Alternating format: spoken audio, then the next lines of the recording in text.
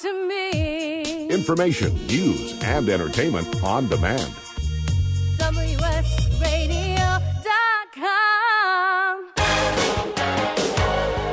Welcome to This Week in Marketing, brought to you by the San Diego chapter of the American Marketing Association. Thanks for listening in. I'm Wade Taylor, and I'm joined in the studio today by Nanette Newberry. She is a Chief Creative Director. Am I saying that correctly? Newberry. Oh, Newberry. Everybody, okay. It's a common error. Well, I appreciate you helping me with that. She's with Comet Creative, and today we're talking a lot about branding. This is part of our series where we're meeting the different companies here in San Diego, and the topic writ large as it relates to marketing is branding, but we're also drilling down a little bit as to how it plays out in one of the markets that they specialize in, which is the world of architects, engineers, and construction. And so in the first segment, we tried to stress in this world, branding's important more than ever. We're in a world of online media, social media, relationships. You're not the only game in town. And since people have lots of choices, you have to make yourself likable so they want to do business with you. And branding is a big part of how that plays out. And if you do this right, let's take a moment to emphasize this is how your business is going to thrive, correct? Yes, that's correct. That's the bottom line is if you're looking at, like, why is my company stagnating? And we're going to go through some other bullet points here about that, but it's generally like I really need my company to thrive with things that change so quickly. Exactly. This is what it's going to take to grow, but what we are going to spend some time on is the things that keep you from thriving, right? Yep. The things that can kind of get in the way. And one area that, from what I understand, occurs in your specific field is the companies are mispositioning themselves. There's so many people doing construction, home building, commercial building, whatever, that they don't recognize they need to find their unique thing and make sure they're very targeted on delivering their right solution to their right market and not getting lost trying to be everything to everybody. Is that correct? It's pretty much the same thing for all professional services is, you either stand for something or you stand for nothing. and with things being so segmented, particularly online now, with search and people are searching for specific words, it's even more critical. I mean, that's just kind of a tactical thing, but it's more critical for companies to really understand why they exist and what they do. I'll give you a quick example. There's one company that we've been working with that really wants to go more into public works, civil, with cities. And they have deep relationships with developers building, large developments, housing developments, shopping centers, et cetera. And so they came to us because they're like, well, how do we do this? How do we speak to that audience? So we're helping them with some of the branding around that. Right, and I can imagine another area, well, just to emphasize that this is something that you need to be thinking about regularly as a business. On a regular basis, reevaluate where you are, because sometimes people can grow into other capabilities. I might have started out as a small firm working on large projects, but as I've gotten bigger, I've got access to larger loan pools. I've got access to a deeper set of, say, vendors where I can now take on bigger jobs, and I may need to kind of reinvent my company and rebrand it to move into those new opportunities, correct? Yes, most leadership in these kinds of firms have a strategic plan that they revisit every year. And so they'll have like a brand profile. They'll already have this kind of in the box, they know what that is. But because of things changing so quickly, particularly economy, changes a lot in the building industry. It's driven a lot by economics. Like right now, there's a huge boom. But it's important for companies to have these strategic plans so that the leadership is all on board. And it shifts from year to year. All right. And so, again, bringing this to the top of the mind, that's our purpose, to get everybody thinking about these things. And again, it opens up great opportunity, but you may be having some pain points that you may not necessarily recognize it's part of your brand situation, right? And so talk to us a little bit about some of the things like business slowdowns or employee turnover that might be flags that they need to be paying attention to. Maybe it's a bigger branding situation.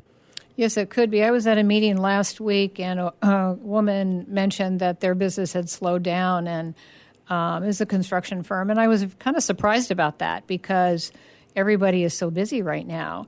And so it was kind of a red flag for me about, like, why is that happening? Maybe it is just, business goes up, business goes down. But it might be a good opportunity for the marketing person or the business development person to really look at their positioning at that point. So that's kind of a red flag, is if business is dropping off, if it's sluggish, if clients have left. Those are all kind of earmarks for really looking at, what's going on with their brand reputation. Yeah, and another example of something that can change is management, leadership. And they might have a slightly different vision for the company that the old brand, so to speak, doesn't reflect. Well, there's a big shift right now. It's kind of a problem because a lot of these AEC companies, leadership are aging out, the baby boomers, and they're going through lots of transition. Again, we're working with two companies right now that are going through a big transition, and it is a time for them to reflect on, how they got to where they are and what they need to do to move forward with new people coming into the firm and things changing economically. Right. And another thing that can happen internally is if the rest of the staff isn't bought in, whether or not you've changed your brand, if the staff doesn't really get what your brand's about, then some of their actions can not properly reflect what you're intending, right? If the employees don't have a good understanding. Yes, that's right, Wade. The kind of the four sides of the box, the last one is buy-in from the staff. And with people being out in the field a lot, and they, it is still very relationship-driven. But if let's say project managers or people out in the field don't really know, it's usually not that they don't understand. They're very smart people.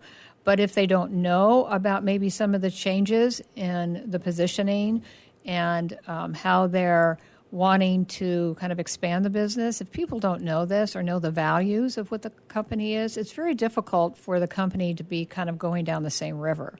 And this is really what creates a strong brand, is when everybody in the firm really understands and knows and believes that it's authentic. You talked about being authentic, about what it means to be in their chair every day at work. Exactly. So we're getting great advice from Nanette Newbury of Comic Creative. And so what we're identifying is there are times that you need to reevaluate the brand. Did something in the marketplace change? That might be a need. Did something in the leadership of the company change? That might prompt it. But also recognize if there's friction in internal communication. If you're seeing people make like little stupid mistakes, let's say, it may be because they're misunderstanding or misinterpreting the purpose of the company. And like you said, they may be acting with the best of intentions, but if they slightly misunderstand what it's all about, then it's easy to go astray, correct? Yes, one of the things that is included in a brand profile are attributes. And let's say one of the attributes for the firm is to have great communication. And something, let's say, happens where there's been a rift between a client and somebody within the company. And that individual either has a difficult time or doesn't know that they need to bring these issues directly to the leadership or to somebody, maybe into the team of the project, and talk about it so that it can be addressed. And then things kind of build up. I mean, we all see this in business. One little thing happens and another little thing happens, and then the shoelace breaks and everybody's upset.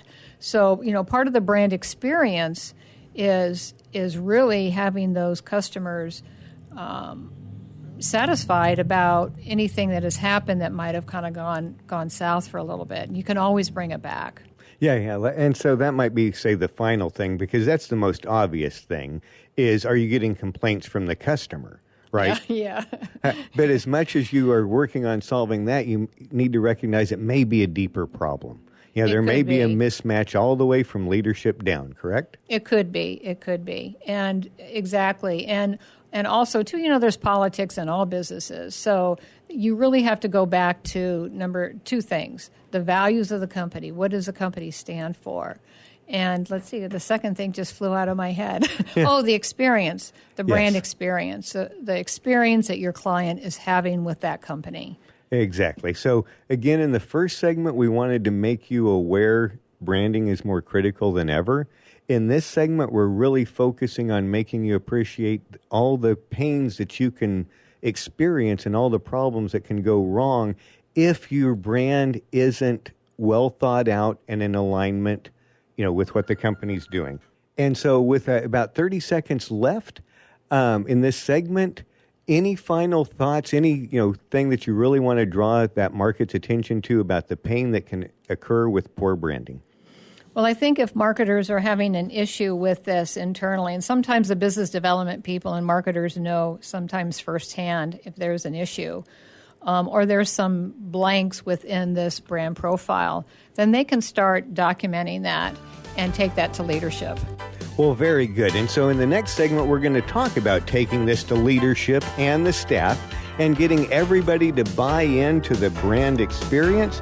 Back in a moment here on This Week in Marketing with the San Diego AMA, powered by WSRadio.com.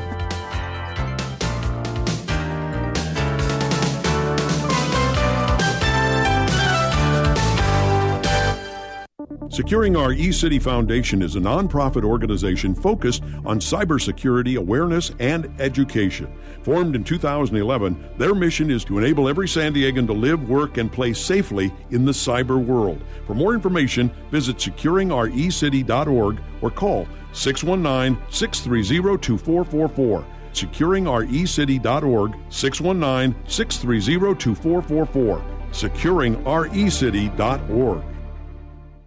Tired of presentations with no impact, no inspiration, and no traction? Do dull speakers have you and your team disengaged and distracted by smartphones? Christopher McAuliffe brings energy, insights, and 2 decades of experience, delivered with punch, humor, and heart. Your team will leave energized, uplifted, and with a sense of purpose. Visit ChristopherMcAuliffe.com to bring some heat to your next speaking engagement. McAuliffe. ChristopherMcAuliffe.com.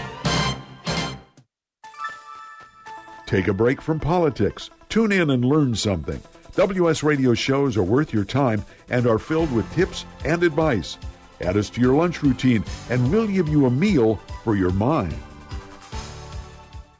Kinja Dixon was crowned the #1 sales executive through hard work, deep thinking, and the revelation of Universal Talk Laws. He now wants to share these lessons with you. Universal Talk Laws are what you need to know and use in business and at home to have successful and effective conversations. Kinja Dixon shares his wisdom, action plans, and wealth.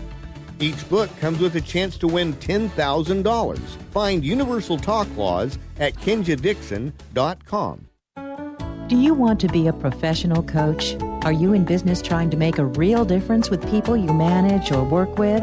Have you started a coaching practice that isn't quite getting off the ground? Get the skills you need to be a successful coach today with the Coaches Training Program from Accomplishment Coaching. The Coaches Training Program will show you how to help others focus and be more fulfilled. Whether you want to improve your company's bottom line or create a thriving coaching practice, Accomplishment Coaching can give you the distinctions and practices you need to coach others effectively today. Accomplishment Coaching has spent 6 years developing a cutting-edge coaches training program that will have you ready to coach people professionally in just 12 months, and you don't have to take time off work to do it. To find out more about the Coaches Training Program, just call 1-888-548-6813. That's 1-888-548-6813. Small businesses are the lifeblood of America's economy. Every Thursday, SBA Radio interviews industry professionals and is dedicated to provide small businesses with timely insights and innovations. Visit www.sbaradio.us for details.